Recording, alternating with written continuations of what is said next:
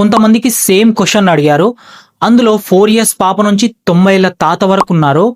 ఈ క్వశ్చన్‌ని 4 ఇయర్స్ పాపను అడగగా, ఆ పాప ఆన్సర్ ఏమిచ్చిందంటే, తన దగ్గర ఉన్న చాక్లెట్స్ అన్నీ ఒకేసారి కాకుండా మెల్లమెల్లగా తిని ఉంటే బాగుండేది అని ఇచ్చింది.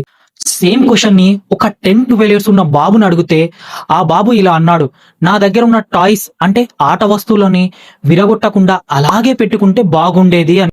సేమ్ క్వశ్చన్‌ని 17, 18 ఇయర్స్ బాబుని అడిగితే, "ఇంకా నేను ఎక్కువ చదివితే బాగుండేది. బోర్డ్ ఎగ్జామ్స్‌లో మంచి మార్కులొచ్చేవి."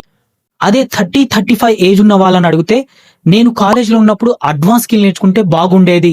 సేమ్ 50, 55, 60 వాళ్ళకి అడిగితే, "నా ఫ్రెండ్స్‌తో ఎక్కువ టైమ్ స్పెండ్ చేసుంటే బాగుండేది." ఆ క్వశ్చన్ ఏంటి అంటే, మీ లైఫ్‌లో మీరు రిగ్రెట్ అయిన సిట్యుయేషన్ ఏంటి?